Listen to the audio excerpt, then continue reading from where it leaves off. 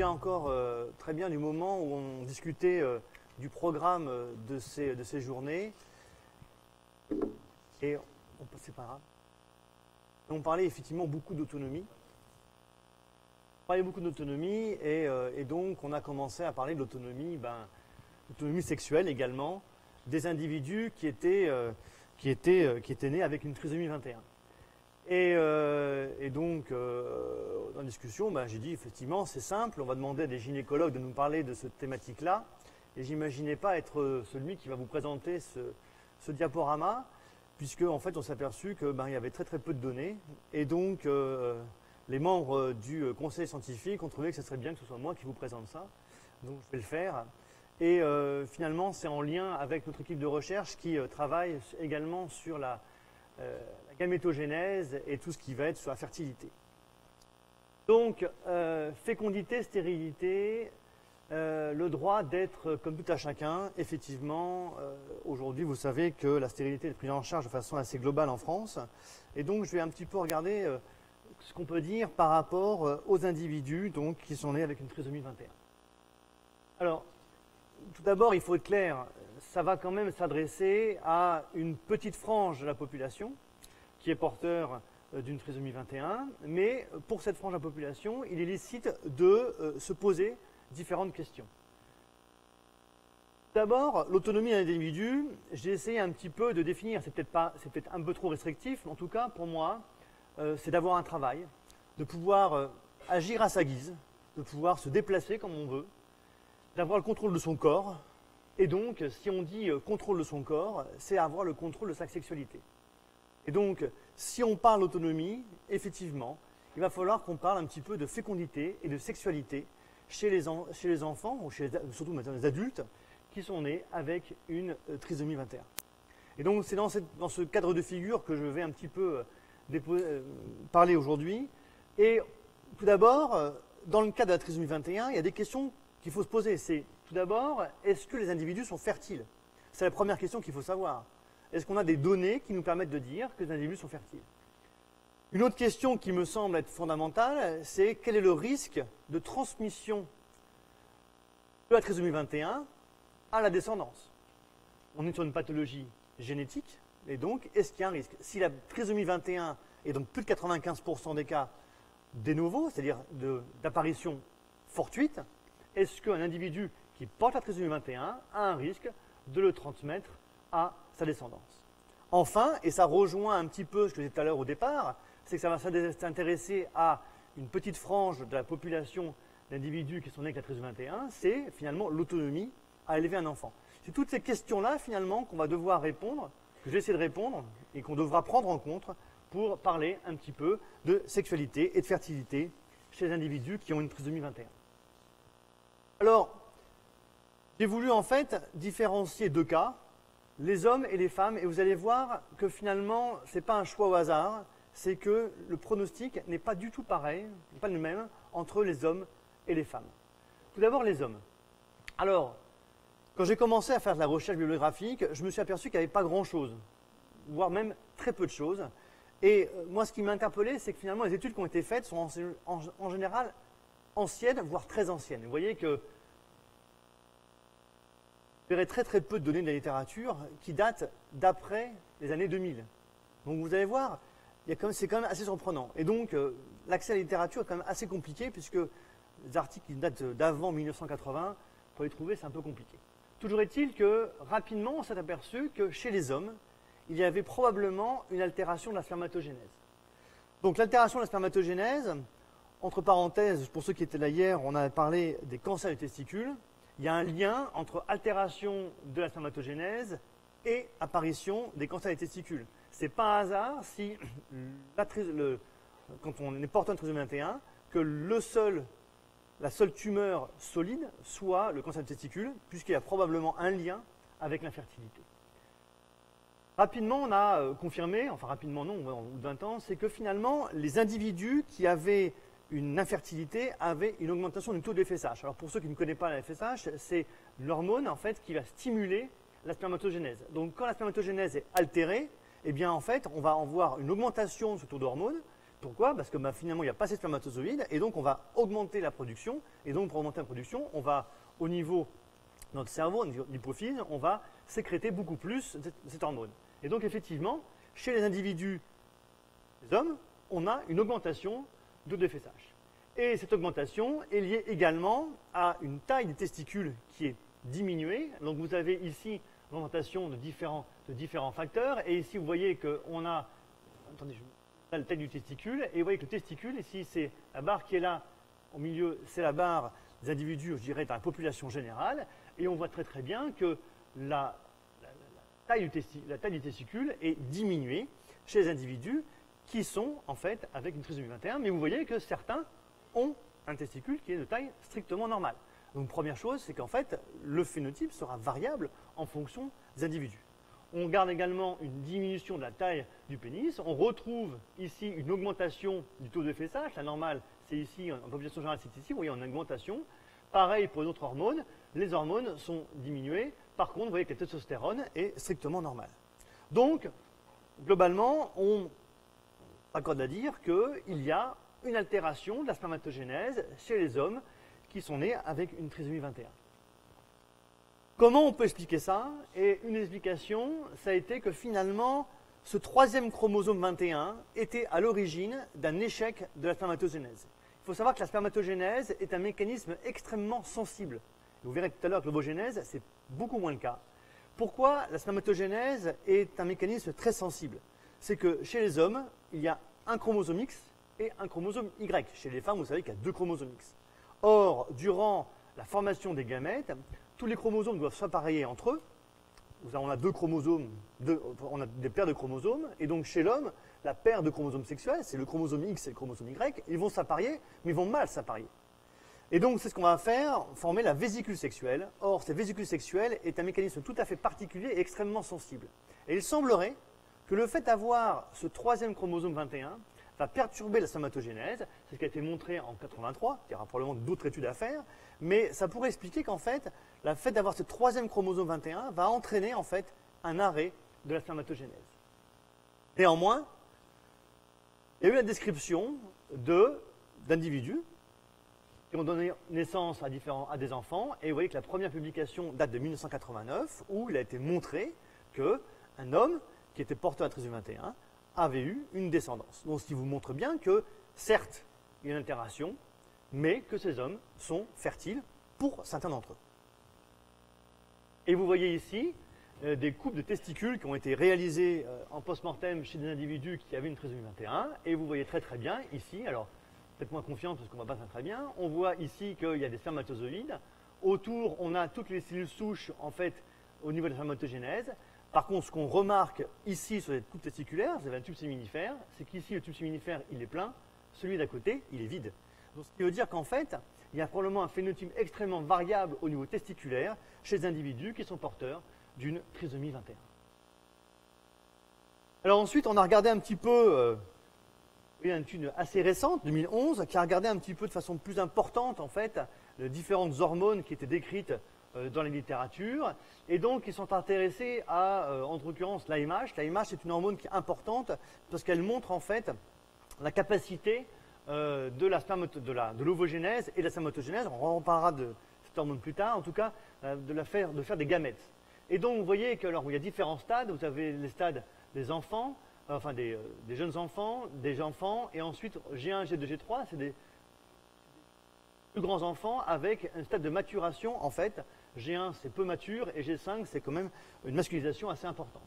Et donc on a remarqué que chez ces individus, il y avait en fait une baisse du taux d'AMH. Donc ça veut dire que s'il y a une baisse du taux d'AMH, ça veut dire qu'en fait la spermatogénèse se fait mal. C'est-à-dire que probablement qu'il y a une diminution du nombre de cellules souches au niveau des testicules de ces individus. Et donc en fait, ceci couplé à une augmentation du taux d'FSH montre bien que la cellule qui est primordiale au niveau de la spermatogénèse, c'est la cellule Sertoli, c'est elle qui fait toute l'armature du tube séminifère, probablement qu'il y avait en fait un déficit au niveau de ces cellules. Et donc ça expliquait en fait cette altération de la spermatogénèse. Couplé à ça, ils ont regardé également au niveau de la FSH, la LH et le testostérone, qui sont les trois hormones qui sont importantes pour la spermatogénèse. Et vous avez ici les individus normaux. Vous voyez que les taux sont globalement entre 0,5 à 2, hein, en fonction du stade de maturation. Et vous voyez que chez les individus qui sont porteurs d'une trisomie 21, les taux sont beaucoup plus importants. Et donc, on confirme bien que la FSH est augmentée. Pareil au niveau de la LH. Et par contre, la testostérone serait peut-être un peu diminuée.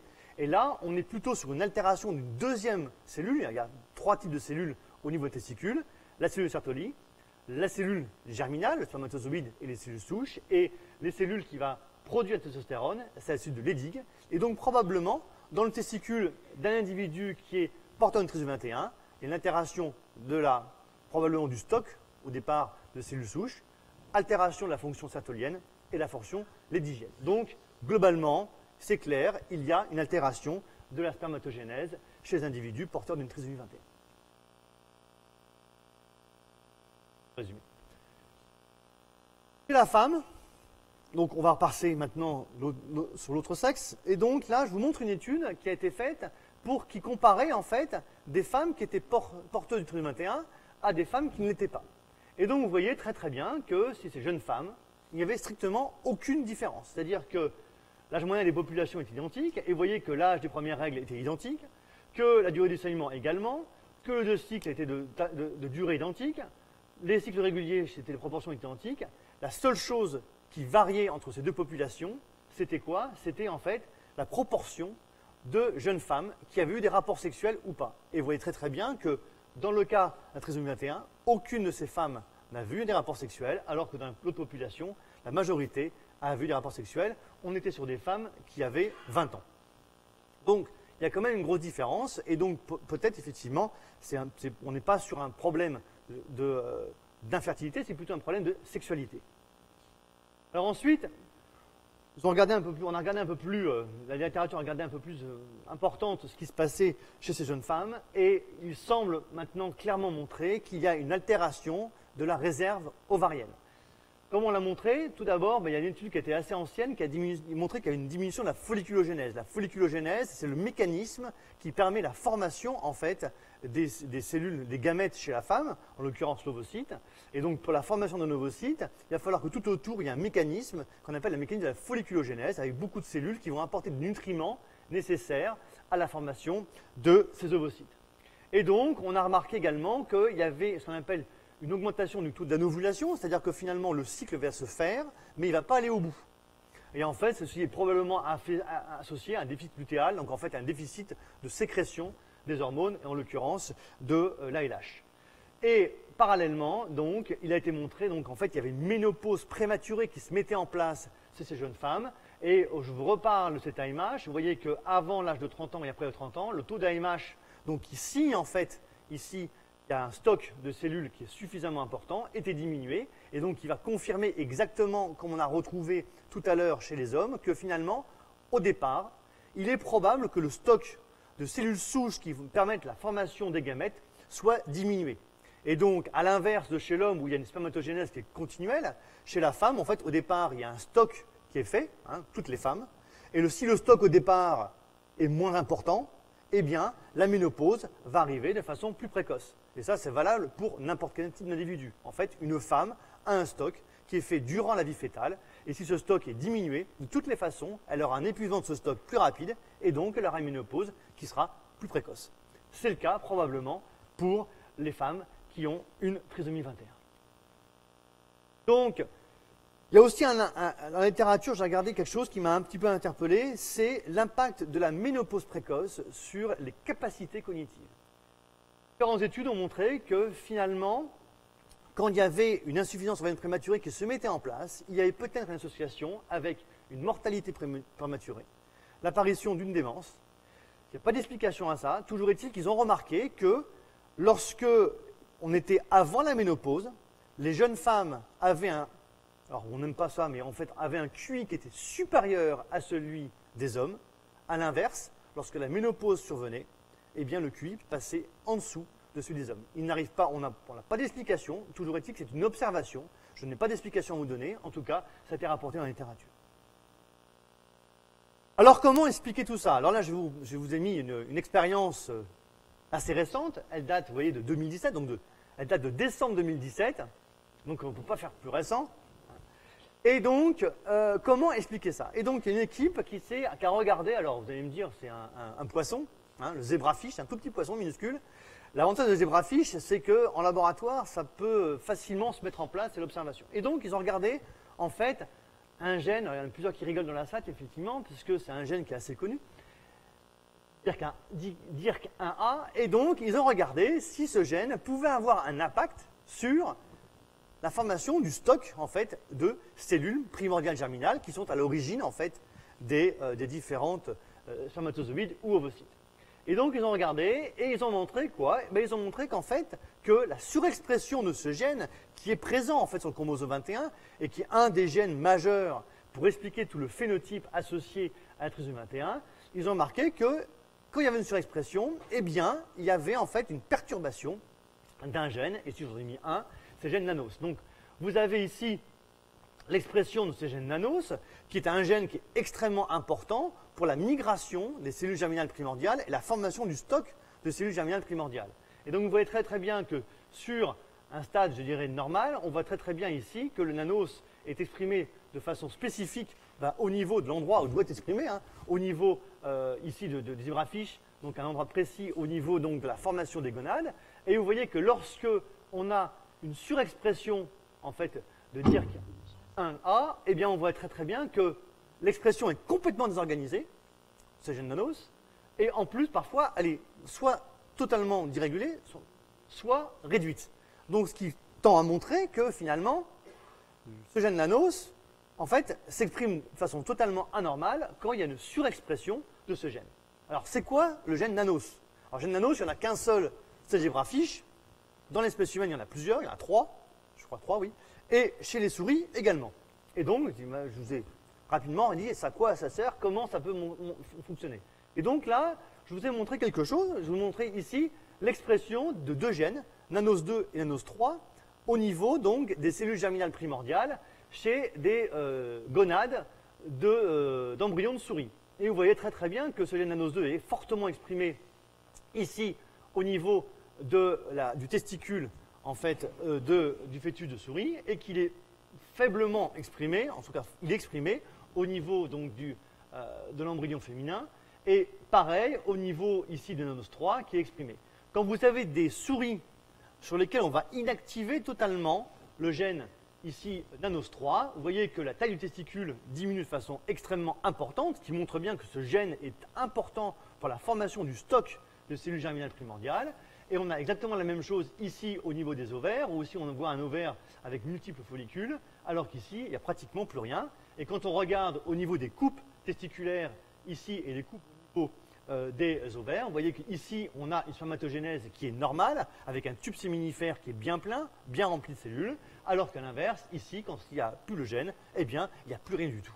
Quand on regarde au niveau de la folliculogénèse, ici, vous voyez très très bien des beaux follicules, avec au centre l'ovocyte. Hein. Donc là, la folliculogénèse marche, puisque c'est un cas qui est sauvage. Et ici, quand vous avez absent gène Nanos, on n'a plus aucune folliculogénèse.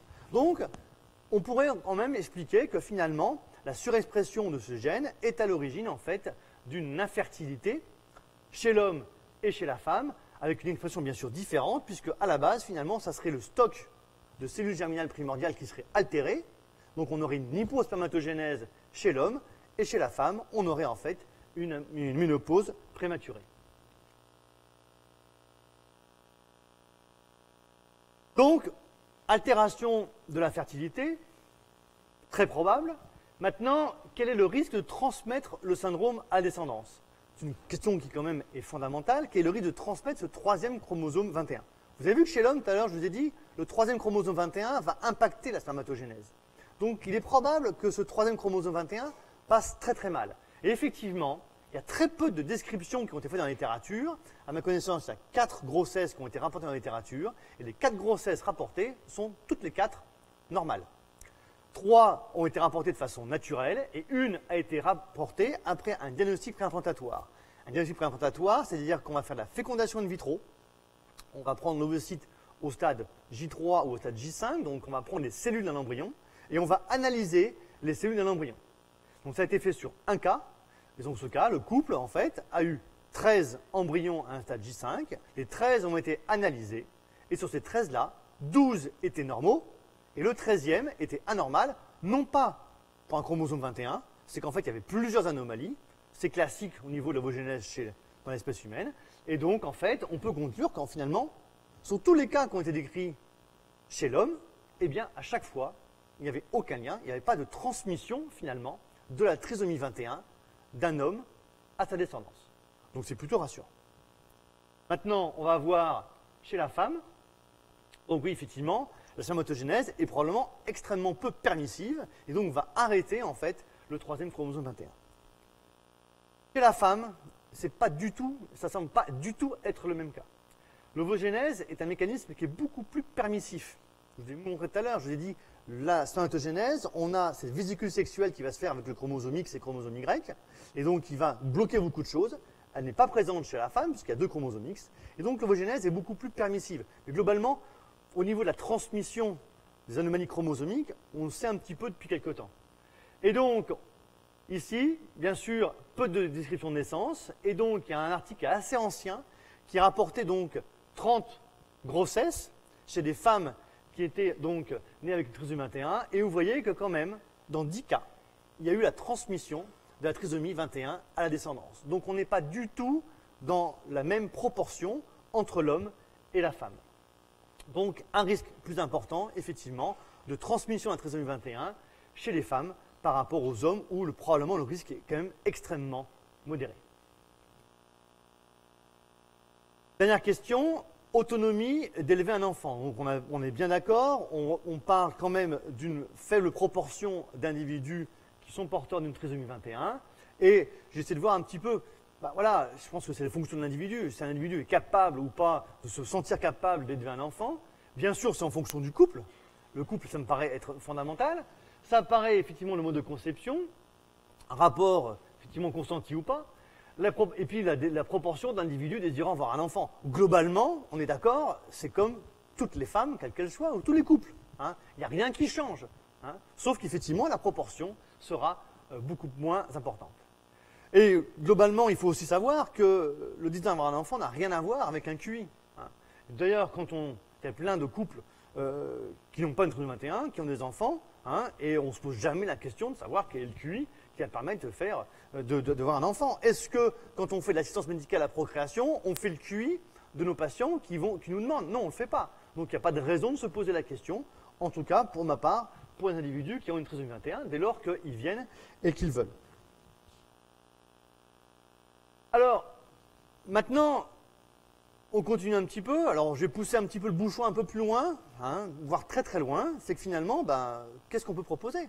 Certes, on s'intéresse à une petite marge de la population, mais cette petite marge de la population, si on accepte le fait qu'on va vers l'autonomie, s'ils sont totalement autonomes, et bien si on a autonomie, ça veut dire qu'on va avoir autonomie pour tout. Il n'y a pas de raison de se limiter uniquement au travail. Maintenant, voilà, on est d'accord, c'est une très petite marge de la population. Néanmoins, on parle d'hypospermatogénèse. Ce n'est pas le seul des individus qui ont une hypospermatogénèse. On parle de ménopause précoce. Ce ne sont pas les seuls. Et aujourd'hui, on a des propositions thérapeutiques pour ces individus. À savoir qu'on peut préserver la fertilité. Si on sait qu'une femme va avoir une insuffisance rénale prématurée, eh bien on peut lui proposer effectivement d'avoir un recours à une préservation de la fertilité si en fait elle n'a pas trouvé son conjoint tout de suite. Pourquoi pas? On peut avoir accès aux dons d'ovocytes. Si on arrive après l'insuffisance rénale prématurée, donc on est en ménopause, aujourd'hui, la ménopause, c'est plus un problème pour avoir un enfant, on a don d'ovocytes. L'AMP, bien sûr, on a vu, hein, je vous ai parlé d'un cas d'hypospermatogénèse avec l'assistance médicale à la procréation et avec un DPI. On peut avoir accès aux embryons, DPI, et puis on va arriver au diagnostic prénatal. Donc, tout est possible. Maintenant, voilà, c'est une faible proportion. Toujours est-il que, pour cette faible proportion, on peut se poser la question. Et on doit se poser la question. Voilà, j'ai terminé.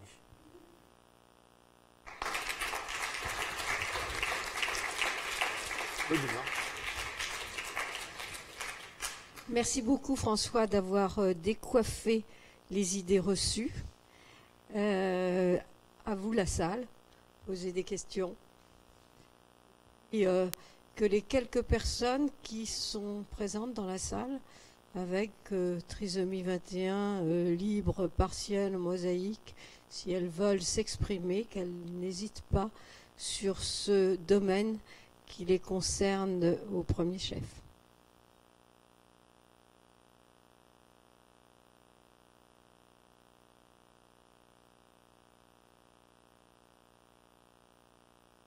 Jean-Marc Richard, Fondation Amipi. Donc, je suis oncle d'un neveu trisomique qui a d'autres difficultés. Il a des difficultés de surdité et il a pas pu, une langue très épaisse, il n'a pas pu, mon frère a songé à le faire opérer, mais il n'a pas pu apprendre ce type de langage. En revanche, il a développé des tas d'autres, des talents, mais aussi, je vais raconter une petite anecdote. Il a le sens du rythme, il est devenu batteur, il a une batterie. Et quand les gens passent et qu'il sent que les gens ne s'intéressent pas à lui, ne rentrent pas dans son langage, il fait presque l'autiste. Et un jour, je viens avec un jeune talent, batteur, qui se met à la batterie. Et tous les deux, ils ont fait un duo incroyable.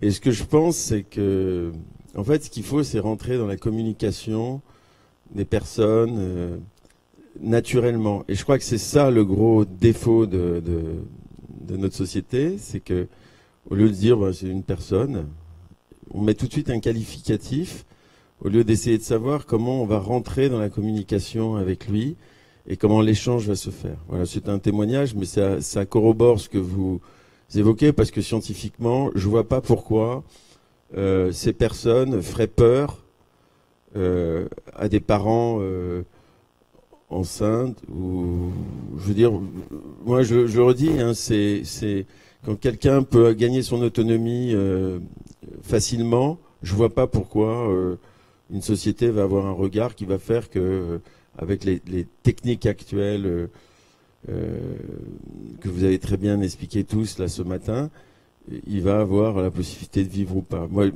Bernard était un très très grand ami. Et je vais vous terminer là-dessus parce que je pense que c'est hyper intéressant. En fait, au début, quand j'étais petit, j'avais peur de Bernard, qui était un vrai colosse. Et on allait dans les restaurants, les gens nous regardaient bizarrement. Et puis un jour, j'ai grandi, on va dire ça comme ça, et j'allais au café avec lui. Lui, il était ouvrier, et moi, j'étais étudiant.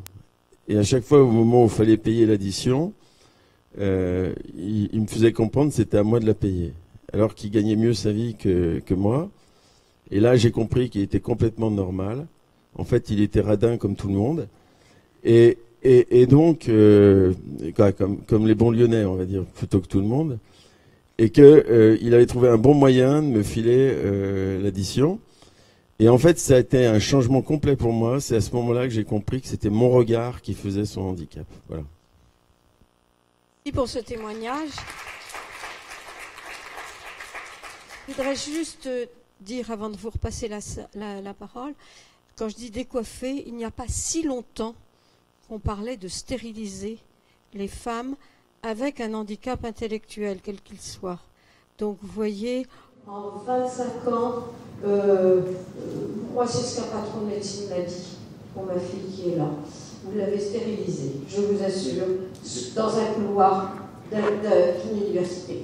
Donc, on n'est pas si loin de cette histoire, et je trouve que François nous a donné des perspectives absolument extraordinaires. Ça va prendre du temps, mais se dire, nous parents, vous famille, eux, vivant avec une trisomie 21, qu'ils pourront aussi, comme tout le monde, avoir un travail, mais une vie affective et une vie sexuelle et une vie parentale, bien sûr, un peu contrôlée grâce aux techniques d'aujourd'hui et de demain, c'est tout à fait extraordinaire. Voilà.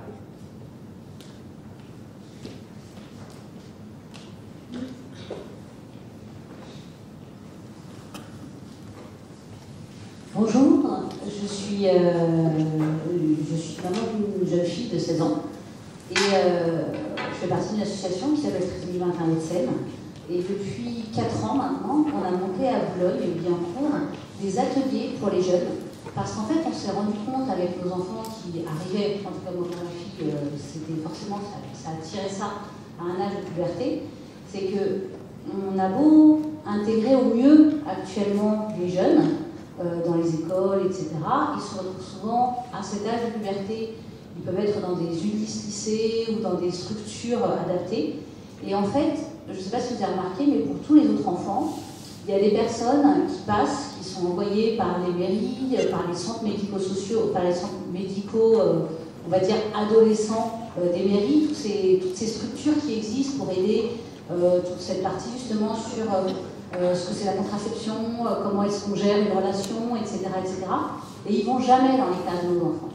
Ils n'y vont pas parce qu'en fait, ils ne savent pas le faire. Et que ça demande un apprentissage à nous, de savoir parler, etc. Ça demande un apprentissage, c'est normal. Donc ce qu'on a fait avec la mairie de Boulogne-Billancourt, il faut vous donner un exemple, et c'est quelque chose qui est reproductible partout, c'est qu'on a fait former ces personnes de la mairie qui passaient dans tous les collèges au handicap. On les a fait former spécifiquement au handicap cognitif. Et ensuite, on a créé des ateliers, et alors pas sur une séance, parce que nos enfants ont plus de difficultés sur l'appréhension, la compréhension de ce qui change dans un corps, de la relation, encore une fois, de la contraception, etc. Sur 4 séances, on a fait des ateliers, on a fait venir des jeunes, et voilà, sur 4 séances, le mercredi, une fois par mois, et voilà, ils ont abordé tous ces sujets. Et en fait, on a eu des super retours des parents, et je pense que c'est des choses qui sont faisables à toute échelle départementale, etc. C'est pas super compliqué. Et les mairies, enfin, en tout cas, nous, on a eu vraiment un bon support quand on est arrivé avec le projet, parce qu'en fait, c'est un manque, et ils savent très bien qu'ils ne savent pas le faire. Merci beaucoup pour ce témoignage. L'association Nous aussi, qui est représentée ici, veut dire quelque chose. D'autres questions? C'est pas une question, mais la CELEF fait un congrès tous les 2 ans et de plus en plus on invite, enfin c'est pas qu'on invite, c'est que je souhaiterais qu'en fait les associations de patients soient présentes. Donc ça commence à venir, donc on vous invite à notre congrès qui va avoir lieu en septembre à Saint-Malo. Et donc c'est à la fois un week-end de vacances, mais aussi un moment peut-être de rencontre avec les différents intervenants.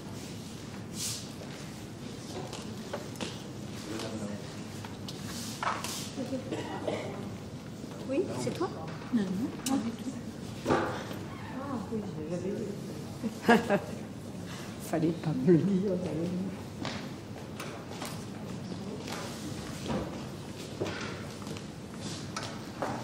Bonjour, je m'appelle Salomé, je suis la fille de Madame Landon. Moi, j'ai eu des petits soucis au niveau de la sexualité. C'est qu'aujourd'hui, j'ai fait enlever mon stérilet, j'ai la pilule et j'ai vécu en couple pendant 10 ans. Aujourd'hui, je suis autonome, je vis seule. Et les hommes veulent sauter sur moi et faire tout de suite l'amour. Et moi, cela me fait très peur. Alors, je crois que c'est un problème aussi, j'avais fait remarquer. C'est rapport consenti ou non. Je pense que j'ai levé le débat. Je pense que quand on est de son corps, on doit avoir des rapports consentis, pas un rapport forcé. Et je pense que la population, enfin, je pense que c'est des femmes en général en ce moment, on s'aperçoit que il y a certaines personnes, il y a certains hommes qui ont des comportements particuliers, on va dire. Voilà. Donc c'est pas, je pense que c'est pas limité, et c'est peut-être un peu exacerbé effectivement dans le cas de l'handicap. J'ai une question à poser par rapport à une de tes diapos. Les femmes qui ont donné naissance, les 10 femmes sur 30 qui ont donné naissance à un enfant avec trisomie, c'était avec des compagnons qui n'avaient pas de trisomie. C'est pas j'ai pas la donnée. Voilà. Parce que ça peut. Enfin, Je me doutais que si tu ne l'avais pas mis, c'est que tu ne le savais pas. C'était pas répertorié. Enfin, on va poser la question. Autre question sur ce sujet extrêmement sensible. Il faut dire que la sexualité, c'est un sujet très sensible pour toutes les personnes en situation de handicap en général. Ce n'est pas spécifique à la déficience intellectuelle et pas spécifique à la trisomie 21. Et que je dirais qu'avec ce qui s'est passé depuis quelques mois, j'ai justement entendu une émission en venant de gens qui disent plus de solidarité dans le métro quand il y a quelqu'un, une histoire absolument que je ne rapporterai pas ici parce que c'est insensé d'entendre un truc pareil dans le métro parisien.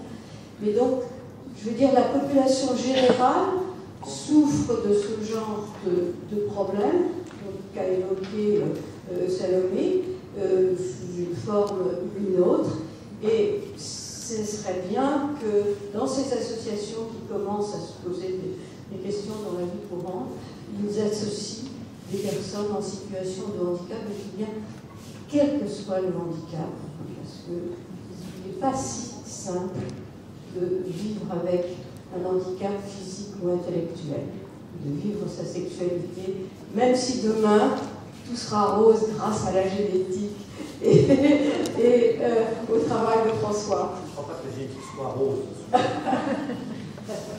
Non, on n'est pas au balai rose. Vu ce qui nous attend, Pour je ceux suis qui pas sûr sont que... un peu plus vieux, on n'est pas au balai rose. Autre question.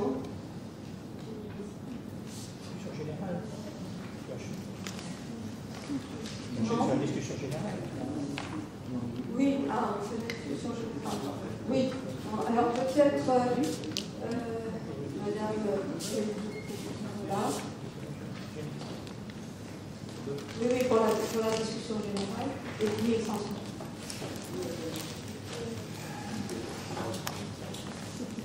Donc, pour la discussion générale, on est trois chaises là.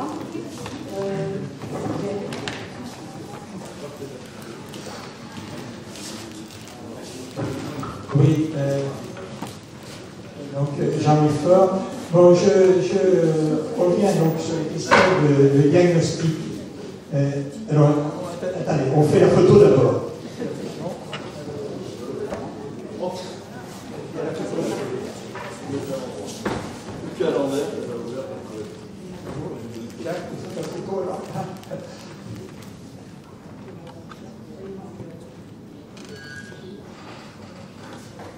Merci. Oui, donc je reviens sur la question du diagnostic. D'abord, j'aurais voulu que le professeur, excusez-moi, Madame Martine, c'est ça, nous donne le pourcentage d'IMG suite au diagnostic, si vous l'avez, au dernier. Bon, mais ceci étant dit, on sait qu'il y a un très fort pourcentage d'IMG du côté des femmes qui font ce test. Bon, ça fait partie des choses que l'on constate. J'ai deux alors, mis à part tout le débat éthique qu'on peut avoir là-dessus, il y a deux points qui me semblent fondamentaux, deux actions de combat que nous pouvons nommer. Le premier, et là je suis tout à fait d'accord avec Jacqueline, c'est marteler que ce n'est pas une maladie de particulière gravité. Tout ce que nous vivons, parents d'enfants ou d'adultes qui ont une trisomie, ils vivent avec, et nous on vit avec ces personnes, et cette vie est belle. Bon. Et ce n'est pas une maladie d'une particulière gravité. Donc ça, je crois que c'est la première, pour faire diminuer le taux d'IMG, bon, j'allais dire que c'est le premier combat à mener. Il y a une deuxième, qui est plutôt une question. Est-ce que le fait de savoir qu'au niveau du fœtus, on a une trisomie 21, permettrait d'améliorer la prise en charge ultérieure? C'est-à-dire que ça permettrait, si on le sait dès la naissance, d'avoir un meilleur accompagnement, une meilleure prise en charge, voire de donner à la mère, mère gestante, des médicaments pour développer les capacités cognitives de la personne. On ne changera pas le fait qu'elle ait un chromosome en plus, ça, c'est certain, du moins pour le moment, on n'en est pas encore à ça, mais de développer au moins ses capacités cognitives, etc. Donc, autrement dit, de transformer ce qui actuellement se traduit simplement par du moins, c'est-à-dire le fait qu'il y a souvent un avortement après, le transformer en un plus, c'est-à-dire une amélioration possible des capacités et du bien-être de la personne qui va naître. Alors, évidemment, si on fait de la science-fiction, est-ce que même on pourrait aller du côté des manipulations génétiques pour améliorer encore les choses? Enfin, je sais que c'est... Ne retenez pas cette dernière question, mais il y a les deux premières. Merci. Alors, c'est une longue question. Déjà, concernant la trisomie 21, comme elle fait l'objet du dépistage le plus important de la population, on peut dire que les patients sont bien connus, notamment en anténatal, puisque de fait, on fait ce diagnostic. Et donc, pour tous les patients ou les patientes qui ne souhaitent pas d'interruption de grossesse, pour le coup, les enfants sont bien suivis, et notamment ceux qui font l'objet d'une cardiopathie vont être suivis et vont être pris en charge à la naissance si c'est nécessaire. Concernant votre premier point, ce n'est pas à la suite du DPNI qu'il y a plus d'interruption de grossesse, c'est suite à l'amniosynthèse qui est faite pour signe d'appel échographique. Ce n'est pas le DPNI qui va apporter les interruptions de grossesse, c'est les tests invasifs qui sont faits, parce que de toute façon, déjà il y a des femmes qui ne souhaitent pas poursuivre quand on a un DPNI positif, et de fait, on ne fera une interruption de grossesse qu'à partir du moment où on aura confirmé par le biais du geste invasif qu'on a bien une trisomie 21 chez le bébé. Et ce ne sera pas de fait systématique, puisqu'il y a des femmes qui refusent de toute façon l'interruption de grossesse. Je n'ai pas les chiffres, puisque ça dépend un petit peu des différents centres. Et qu'on n'a pas tous les chiffres non plus des issues de grossesse, mais ça, il faudrait regarder sur l'agence de biomédecine, vous pourriez avoir peut-être ces informations. Voilà. Mais en tout cas, les enfants qui ont un chromosome 21 en plus sont bien suivis, puisque de fait, ça fait l'objet de la plus grande attention dans le cadre de ce diagnostic prénatal. Juste un commentaire par rapport à ce que vous disiez, se battre pour que ce soit pas reconnu pour une maladie génétique. Que ça ne soit pas considéré comme une maladie incurable d'une particulière gravité. Je ne pense pas qu'un jour il y aura une liste, puisque si vous voulez, les CPDPN, les interruptions de grossesse, sont déjà confrontés à des pathologies où à chaque fois il y a des discussions qui sont longues. Par exemple, un enfant qui va naître avec une surdité sans autre handicap, sans déficience intellectuelle, il y a des interruptions aujourd'hui en France pour ces causes-là, et c'est des maladies qu'on peut tout à fait considérer non pas d'une particulière gravité. Donc je pense qu'on ne peut pas se battre pour sortir une maladie du concept. C'est une prise en charge médicale selon l'équipe et puis aussi avec le vécu des familles.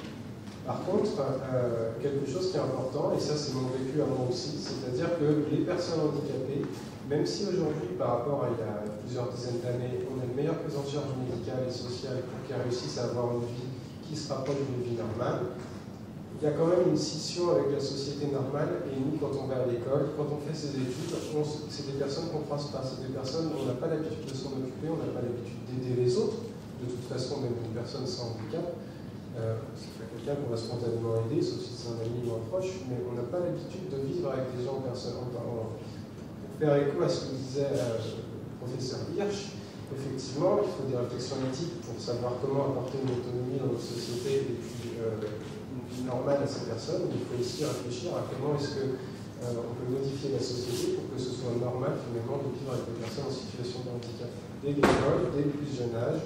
Parce que moi personnellement, au cours de mes études de médecine, quand j'ai rencontré pour la première fois un enfant trisomie 21, c'était en GAMS, et j'ai été très surpris parce que de ce qu'on me dépeignait des cours, c'était pas du tout un enfant qui avait toutes les difficultés que je pouvais m'imaginer, et j'avais jamais rencontré de personne qui avait cette particularité, et maintenant je peux parler de particularité que de maladie.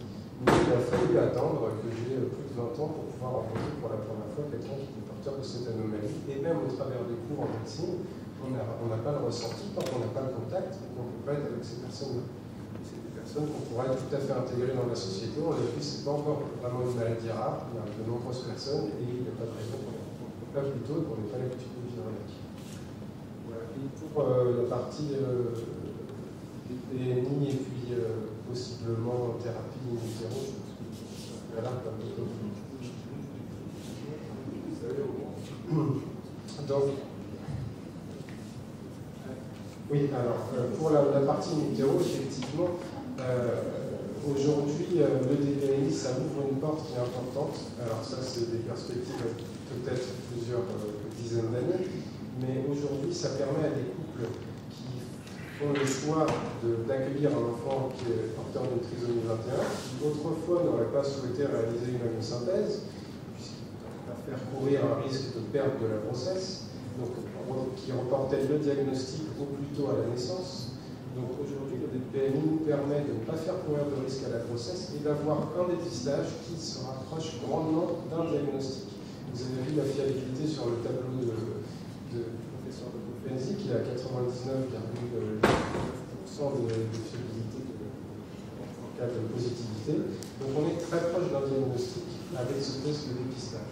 Donc effectivement, réalisé au premier trimestre, cela ouvre les portes à long terme, puisqu'on n'a pas encore de données, il faut faire des essais chez les animaux, mais ouvre les portes d'un jour peut-être un traitement possible dès le premier trimestre pour favoriser le développement cérébral et permettre de réduire le handicap à terme. Et ça, c'est des études qui devront être très longues, puisqu'une fois que l'enfant sera né, pour déterminer est-ce qu'il y a un effet bénéfique de son traitement, il faudra bien sûr suivre son développement à 5 ans, à 10 ans, à 15 ans, pour voir s'il a des capacités un petit peu différentes, une autonomie plus importante.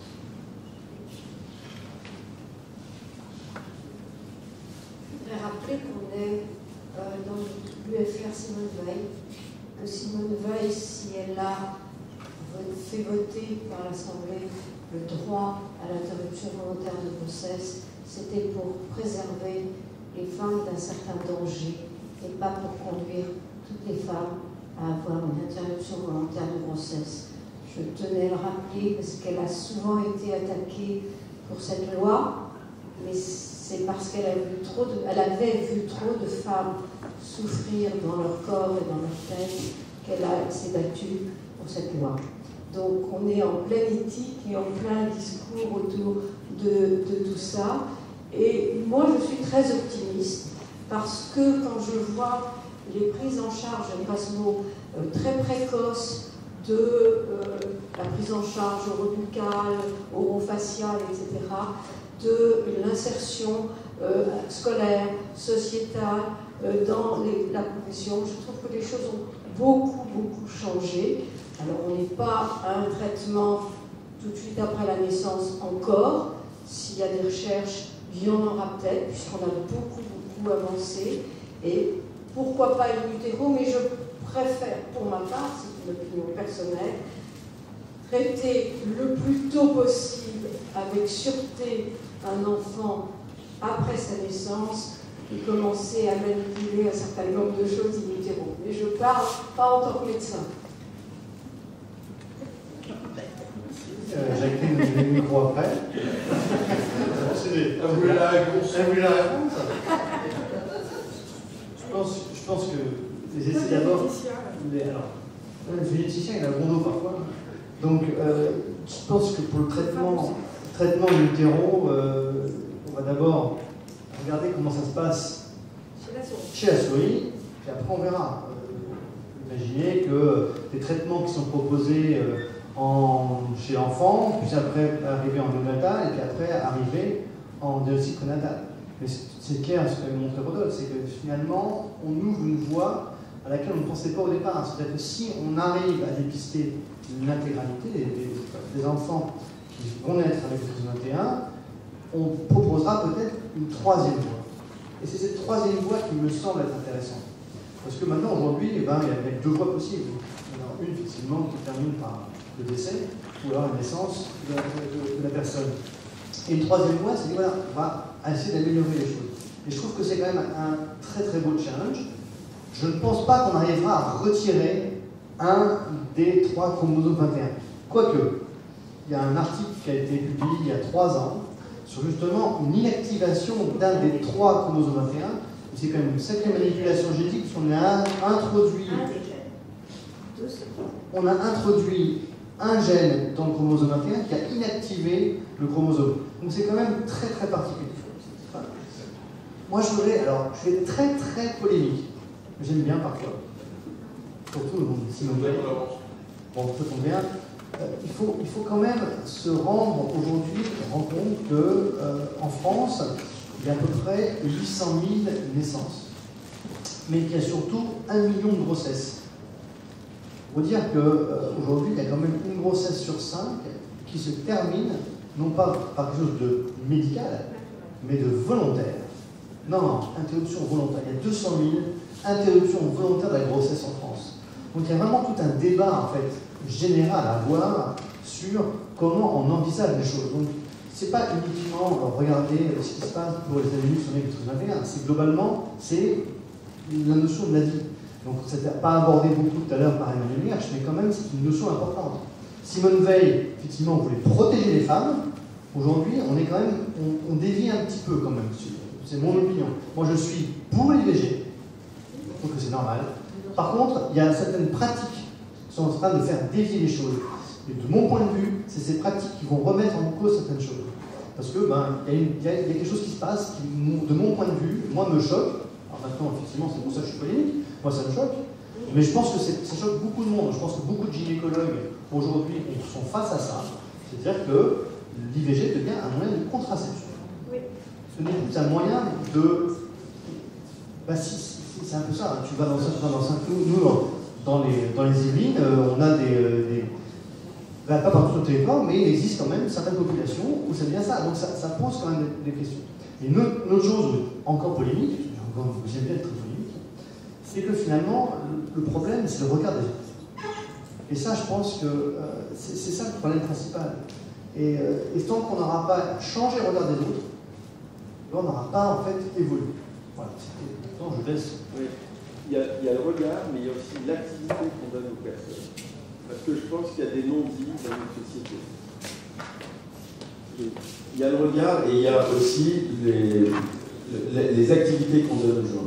C'est extrêmement pour que quelqu'un ait sa citoyenneté, il faut qu'il ait son autonomie. Et cette autonomie, elle est aussi sociale. Elle n'est pas simplement...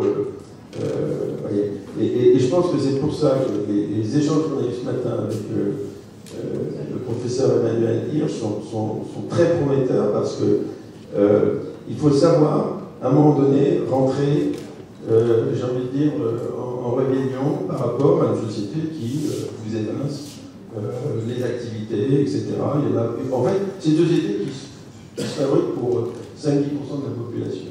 Moi, je vous dis, et c'est gravissime parce que qu'est-ce qui vous dit qu'un enfant physionomique, à part des gènes extrêmement porteurs sur l'empathie, par exemple, qu'est-ce qui vous dit des sujets comme ça, je veux dire, et la question de l'humanité, c'est bien ça, c'est pas de se dire on veut je ne veux pas vous citer les livres d'Oxley, tout comme ça, mais je veux dire, la diversité génétique est vraiment importante. Je suis tout à fait d'accord. Je suis tout à fait d'accord. D'ailleurs, on a commencé un débat hier soir avec Damien Sonaville, justement sur l'empathie. Je pense que c'est quelque chose. Je suis sûr que les enfants, par les jeunes, ont une capacité d'entretien.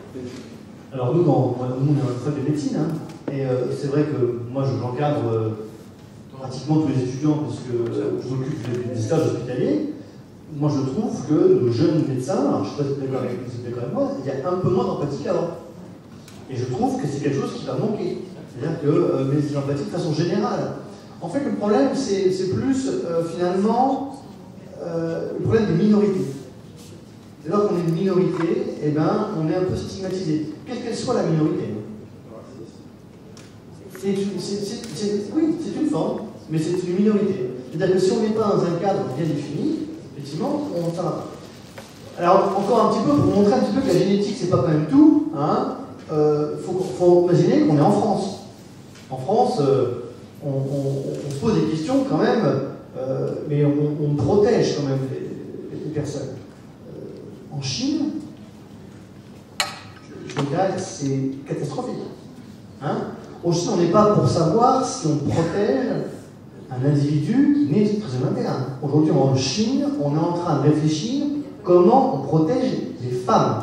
C'est-à-dire qu'aujourd'hui, il manque 200 millions de femmes en Asie du Sud-Est. D'accord ? 200 millions de femmes aujourd'hui. Il faut s'imaginer. Donc, encore en France, on a la chance de pouvoir se poser ces questions, mais dans les pays du Sud-Est, on en est à une autre problématique qui est bien pire. C'est-à-dire que la génétique, effectivement, ça peut améliorer les choses, et vous l'avez dit tout à l'heure, Huxley, ça empire les choses. Et aujourd'hui, il faut savoir que les programmes aujourd'hui qui vont être développés dans ces pays-là, qui sont absolument ahurissants. C'est-à-dire qu'on en est quand même aujourd'hui à se poser la question de savoir si on va être capable de trier un embryon uniquement sur le futur QI de l'embryon. Et il faut savoir que la population chinoise accepte ça, et même prouve ça. Et pourquoi? Pourquoi? Mais je pense que ça a toujours été comme ça dans leur culture ici. C'est culturel hein, parfois, hein. Mais en tout cas, c'est comme ça. Alors maintenant, est-ce que le fait d'avoir l'enfant unique n'a pas augmenté cette exacerbation? Il y a plein de questions en tout cas. Mais toujours est-il que pour ces femmes manquantes, en tout cas, c'est clairement l'enfant unique. Ça, c'est clairement, parce que leur religion, effectivement, confucienne, a avoir plusieurs enfants. C'était 4 garçons à l'époque. Hein. Donc là, on en était à 1. Donc, mais en tout cas, là, c'est des problématiques qui sont extrêmement importantes. Donc je pense que nous, on doit, en Europe, on a une vision totalement différente. Mais il faut savoir que l'évolution des espèces passera peut-être par l'évolution du génome dans quelques années. Il faut regarder un petit peu, non pas ce qui se passe dans la population humaine, mais regarder ce qui se passe au niveau des élevages. Donc on n'est pas du tout... mais je dirais qu'il faut un petit peu regarder ce qui se passe aujourd'hui. Hein. Il ne faut pas en mettre en plus des œillères. Donc progressons de notre côté, mais soyons extrêmement vigilants aussi, parce que la dérive peut être très rapide.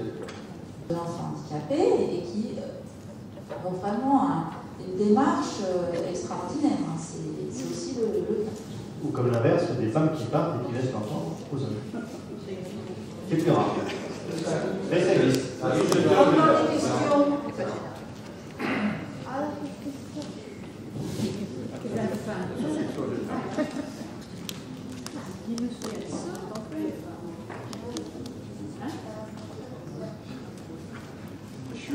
Je suis père d'un petit bonhomme de ses amis qui a 5 ans.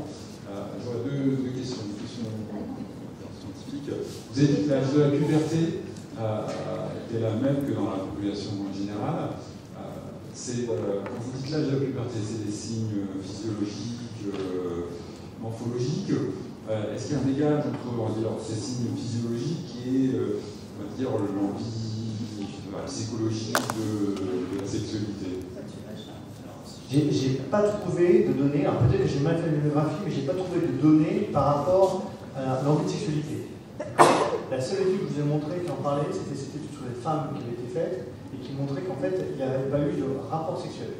Je ne sais pas du tout. Hein. En tout cas, chez la femme, c'est clair, c'est identique.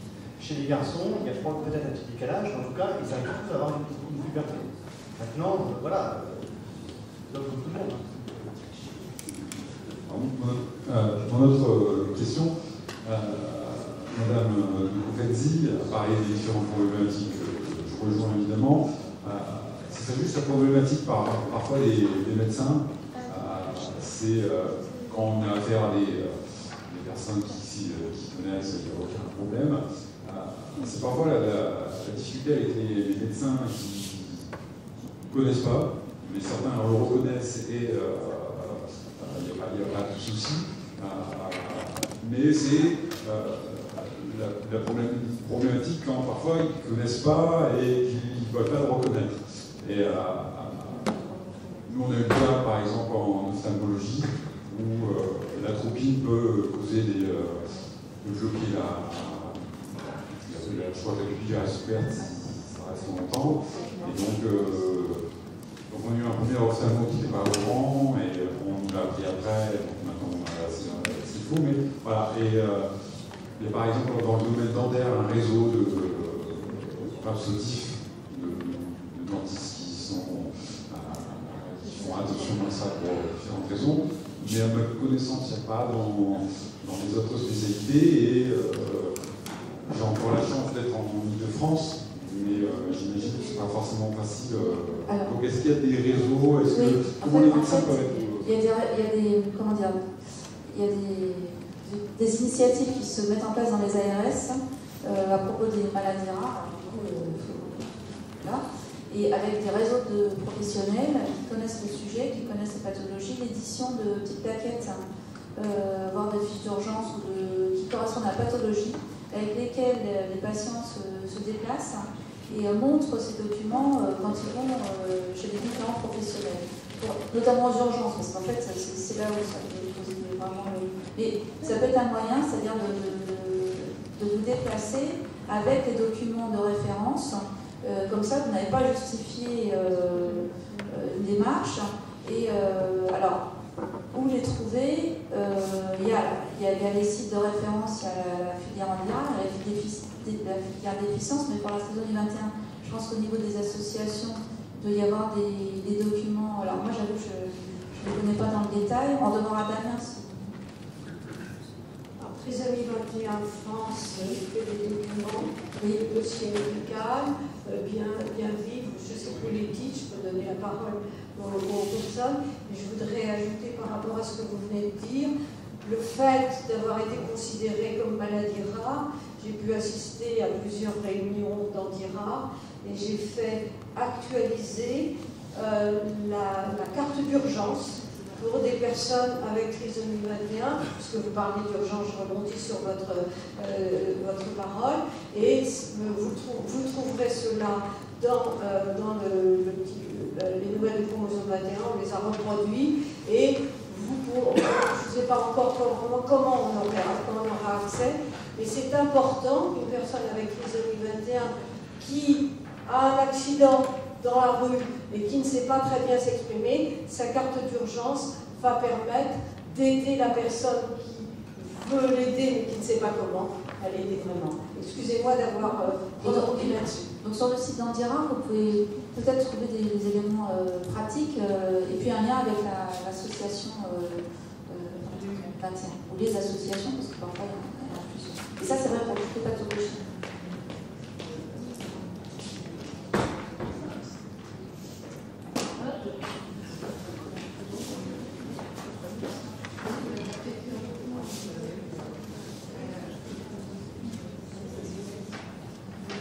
Bonjour, je fais partie de Trisomie 21 Paris et depuis déjà 5 ans, il y a un petit manuel en facile à lire et à comprendre pour les enfants trisomiques.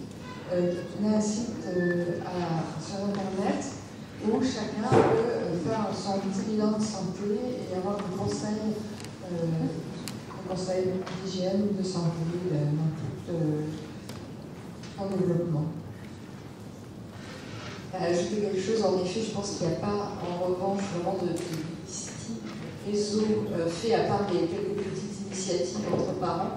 C'est quelque chose sur lequel on réfléchit à Paris d'ailleurs. Mais sinon, en région parisienne, moi, mon fils qui a 4 ans est suivi à l'équerre par une pédiatre spécialisée et qui nous oriente vers des médecins spécialistes qui connaissent bien les problèmes associés. Et voilà, je pense que c'est la meilleure façon, c'est d'essayer de trouver par le réseau la meilleure façon. Autre question?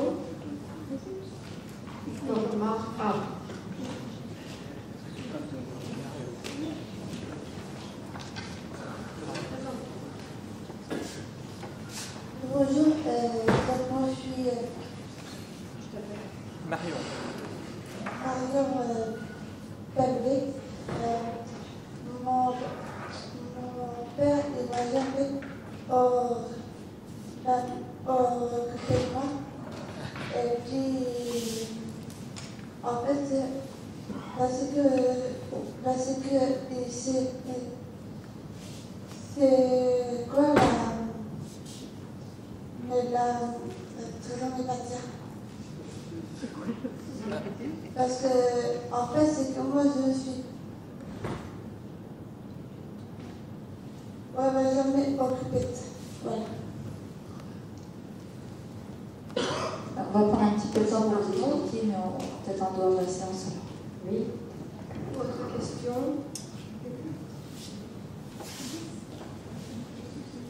Oui, donc moi, le maire de pays, je voudrais rebondir sur ce qui a été dit tout à l'heure, changement de société.